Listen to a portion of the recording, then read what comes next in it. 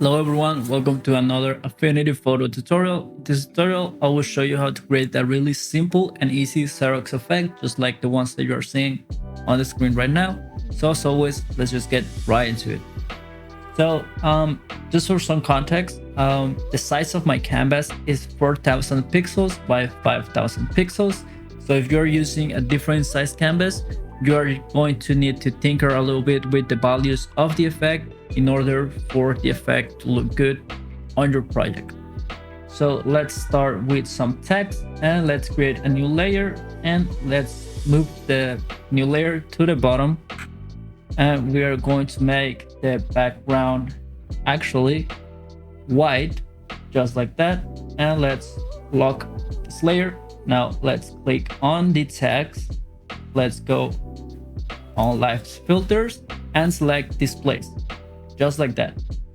Now from here we are going to click on load map from file, and this is going to open a panel. From here you are going to select the file that you want to use. I will leave a link for these textures down in the description. Shout out to Bitmancer for the textures, love them. Oh, let's use texture number 5, just like that, and let's put it at a strength of 24.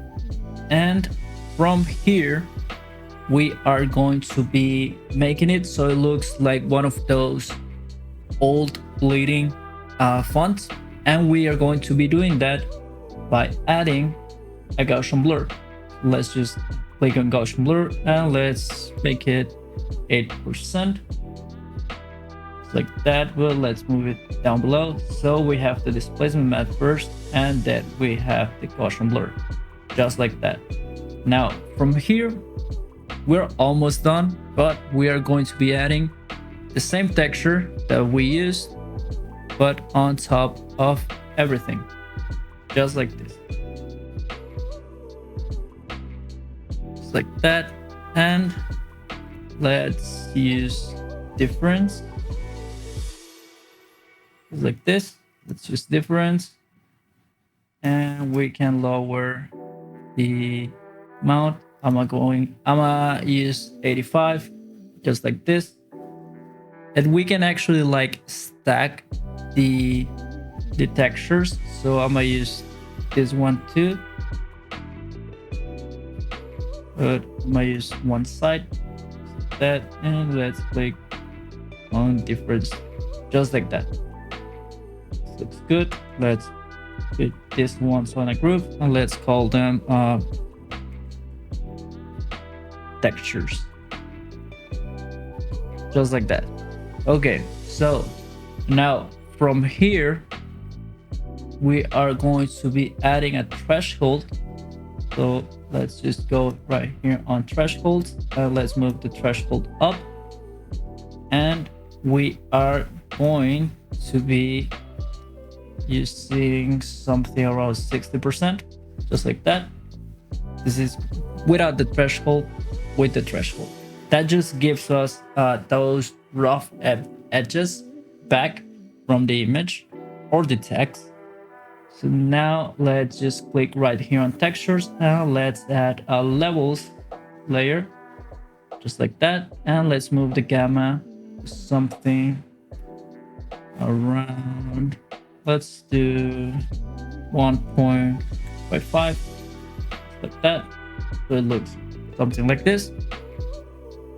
Now let's close it, and let's add some ornaments to all of this. So I'm gonna go into here. Let's turn out the fill. Let's lock textures so we do not click them, and let's move this, just like that. And now this is basically it, but if we want to change the color of our layer, we are going to be using something that I like a lot, that is gradient map. So just click on gradient map, and let's delete this middle point, and let's make black. Let's leave them black, and we can change the color of the whites.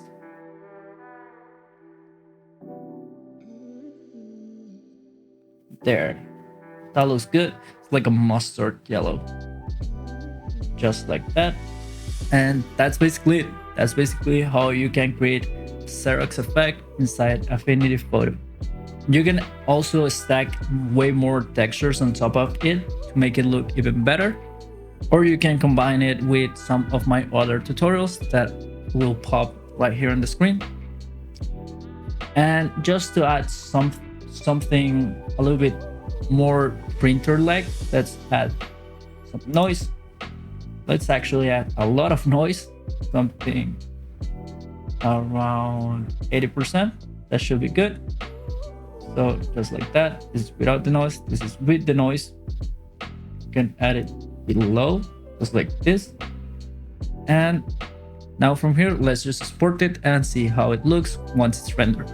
And this is basically how the final effect looks once it's rendered.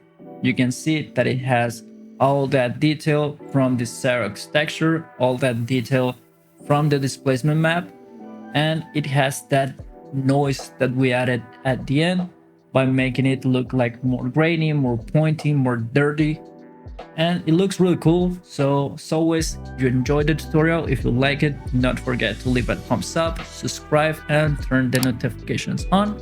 See you on the next tutorial. Peace.